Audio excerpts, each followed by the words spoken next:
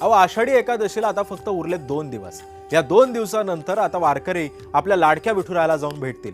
आषाढी वारीनिमित्त पंढरपुरात अतिशय उत्साहाचं वातावरण सध्या पाहायला मिळतंय आणि त्यातमध्येच पुणे जिल्ह्यातल्या शिरूर तालुक्यामध्ये असणाऱ्या श्री क्षेत्र गणेगाव दुमाला इथून संगमेश्वर पायदिंडी माऊलींच्या पालखी सोहळ्यामध्ये सहभागी झाली आहे। वारीचा हा टप्पा अंतिम टप्पा आहे। पंढरपूर जवळ असल्यानं वारकऱ्यांमध्ये एक अनोखा उत्साह सुद्धा पाहायला मिळतोय। या पायी दिंडीतील वारकऱ्यांसोबत सुद्धा चर्चा केली आहे आमचे प्रतिनिधी प्रशांत सागवेकर।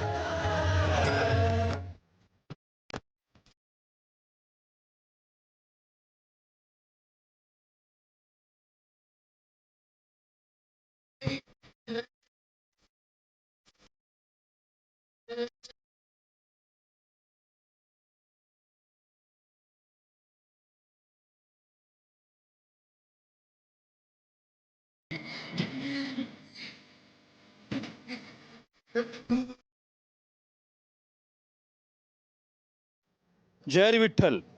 मी आता वारी मार्गावरती आहे आणि माऊलींचा पालखी सोहळा हा वेळापूर ते भंडीशेगाव अशा पद्धतीनं प्रवास करतोय। आज भंडीशेगावला माऊलींच्या पालखी सोहळ्याचा मुक्काम आहे। खरं तर हा अंतिम टप्पा आहे सोलापूर जिल्ह्यामधला। 2 दिवसावरती आषाढी एकादशी आहे आणि आषाढी एकादशीच्या दिवशी ह्या सगळ्या वाऱ्या, या सगळ्या दिंड्या आपली जी सेवा आहे ती माऊलींच्या चरणी रुजू करतात। माझ्यासोबत आत्ता एक दिंडी आहे, आपण त्यांच्याकडून माहिती घेऊया।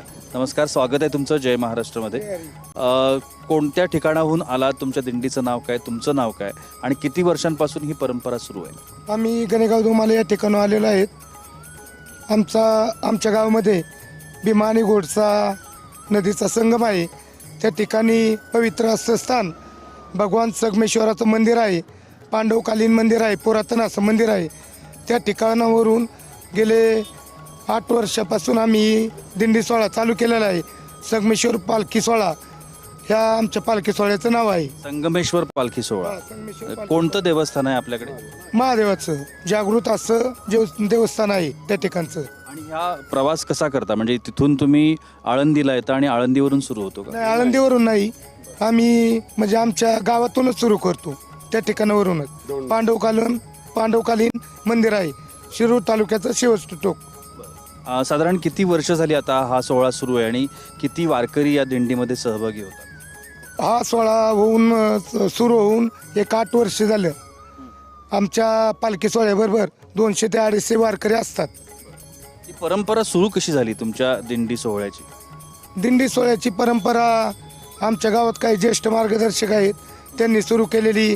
वैकुंठवासी हौशीराम बाबा जगताप असतील, वैकुंठवासी गोविंद बाबा बेलवंडीकर असतील, या चांगावट्टेश्वर संस्थानचे मुख्य चौकदार होते आमचे हौशीराम बाबा जगताप। यांच्या माध्यमातून आमच्या गावाला एक अध्यात्माचा वारसा मिळालेला आहे। त्यांच्या माध्यमातून या ठिकाणी आमचं गाव, संपूर्ण गाव पारमार्थिक क्षेत्रामध्ये उल्लेखनीय काम करतं। त्यांच्या माध्यमातूनच या ठिकाणी वारीची परंपरा सुरू झालेली आहे। आमचे प्रायोजक राजबिंदू यांच्याकडून एक छोटीसं भेट आहे तुम्हा सगळ्यांसाठी। ही भेट तुम्ही स्वीकारा। तुमची ही दिंडी जी आहे ती देखील विठ्ठलाचरणी अशीच सुफळ संपूर्ण हो, या तुम्हा सगळ्यांना शुभेच्छा तुमच्या या दिंडीकरता। आणि येणाऱ्या आषाढी एकादशीच्या निमित्तानं सुद्धा तुम्हाला सगळ्यांना आमच्या परिवाराच्या वतीने देखील शुभेच्छा। कॅमेरामन नित्यानंद नाईकसह मी प्रशांत सागवेकर, जय महाराष्ट्रसाठी ठाकूरबुवाची समाधी या ठिकाणाहून।